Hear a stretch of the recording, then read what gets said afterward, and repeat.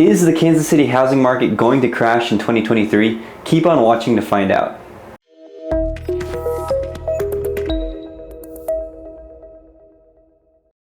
It's early February, it's the beginning of the year, we've just gone through January, and we have some information that we can go through to help see if we can predict what's going to happen for the rest of the year in Kansas City's housing market.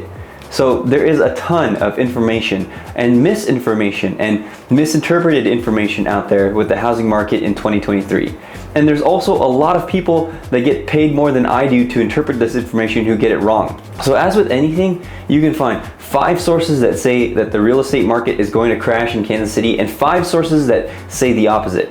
What I'm going to go through is all of the factors and then give my prediction for the housing market at the end. I'm going to be making some predictions in 2023 based on the research that I've done. So if you're watching this in December of 2023 and I was wrong or I was way off, please let me know in the comments. So first, in order to understand what the housing market is going to do, we have to understand the influences on the housing market. So it's super important to understand that housing is hyper localized. Housing is hyper localized. Everybody talks about the crash in 2008, and in that crash, prices across the United States on housing fell 33%. And it was a horrible time for homeowners in the United States. Of course, that caused a lot of stress, a lot of difficulty, a lot of people lost a ton of money. But did you know that there were actually places in the United States that gained in value in the 2008 housing crash? If in 2008 and 2009 you lived in San Antonio, Oklahoma City, Houston, Austin, Dallas, Little Rock, all of these places had actually housing that rose in value. See, San Antonio's housing market rose 2.6% during the last housing market crash. What this means is that even if the housing market in the United States is trending downward, that trend will be felt in different places in different ways. Typically, housing on the coasts is a lot more prone to big swings in value, and housing in the middle of the country where we are, where Kansas City, Missouri, and Kansas City, Kansas, and the other KC metro areas, these places are typically a lot more stable than you have in California or in New York or in Oregon or in any of these other coastal cities. What this means is that since housing is so localized, each area needs to be dealt with independently. So you can't say that because housing is crashing in Los Angeles, California, or housing is crashing in Boston, Massachusetts, that it's going to be the same thing in Kansas City as well. Housing is extremely local, which is why you need a local expert to help you navigate the local markets. If you're buying or selling in Kansas City, I would love to be that local expert to help you.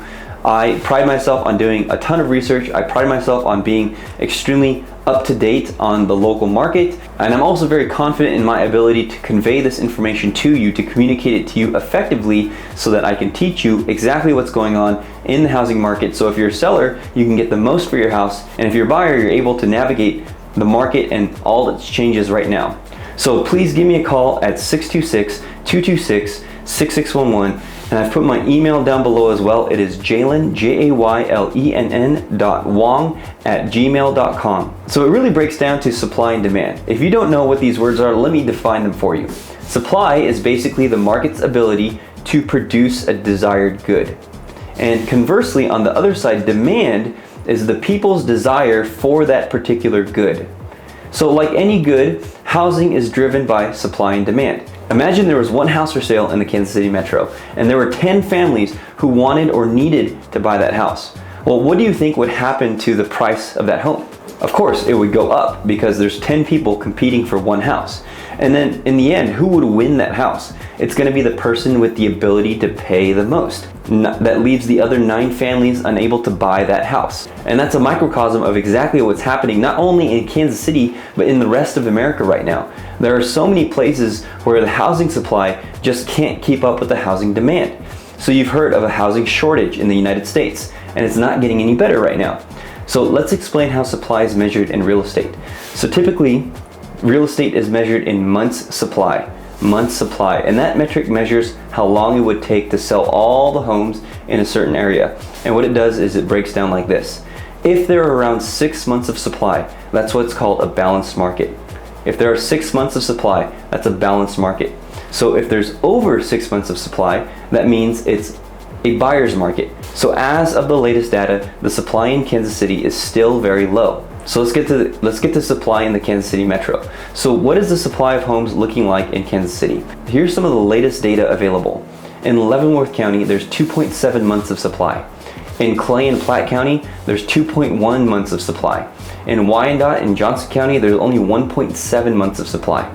So these are all the counties that make up the Kansas City metro area, which means the supply is right about 2 months of inventory right now. So again, on average, at the rate that the homes are selling, it would take only 2 months to run out of houses in the Kansas City metro. So is supply going to get any higher? Here are all the factors that cause people to move, and they all kind of start with D. This is something that people have kind of pointed out. So first, diamonds. So diamonds meaning engagements, people getting married. That typically causes people to start thinking, hey, where are we going to build our life? And they start looking for homes. Okay, diapers is the second one. When people have more kids or their first kid, they start to think, where am I going to settle down? Where am I going to raise my family? And so they're entering the housing market at that time. Death and divorce, these two are negative things. When people divorce, there's typically going to be a house on the market if they own a house. And death, when somebody is dying, a lot of times they leave property behind. So these are the factors causing people to put their house on the market. Putting houses on the market, of course, raises supply.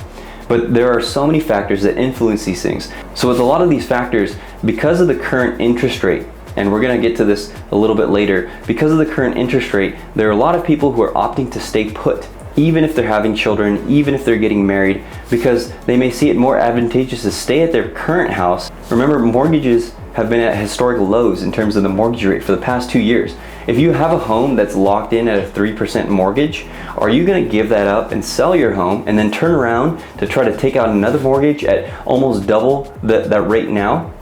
Even people who are having their second and third babies are probably considering just staying put, even if the kids will have to share a room, and that makes everybody a little bit more comfortable, because now for them, comfort is a luxury that they're not willing to pay $500 a month more for that mortgage. Of course, that's not all people. There are going to be some people who are going to be quite happy to take on that higher mortgage for the extra bedroom or for the extra living room. Each situation is slightly different. Personally, I just don't think that enough people are going to feel comfortable putting their home on the market for supply to increase. And also with Kansas City specifically, this city is growing in population, which obviously means that there are more people moving in than moving out.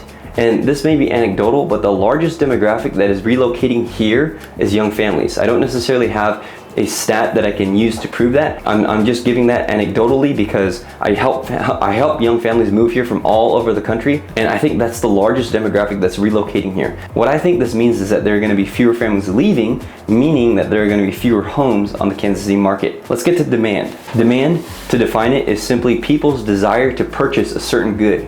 So why is demand so high? And there's one answer. We've kind of hinted at it. First-time home buyers, millennials, people like myself, people born between 1981 and 1996. We're getting to the stage of our lives where we all want to own homes. Millennials are the largest generation group in the United States right now, and there are over 70 million of us in the United States. The youngest millennial is 26 years old, and the oldest is 41. Which means that we are all reaching the age where we're wanting to settle down and to think about our future and to find a home where we can do so. If you pair the fact that there are so many millennials that want their first home with the fact that Kansas City is a desirable place full of opportunity for young professionals, then you have a lot of housing demand here in Kansas City. It's impossible to know exactly how much that is because it's impossible to know how many people are entering the housing market today as we speak, but demand is high.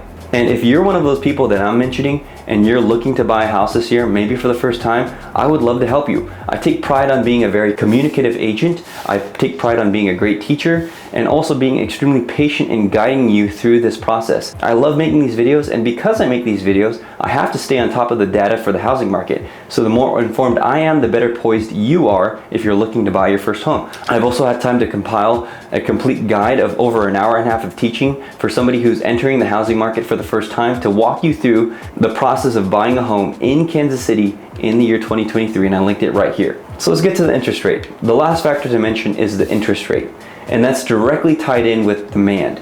So when interest rates go up, demand goes down.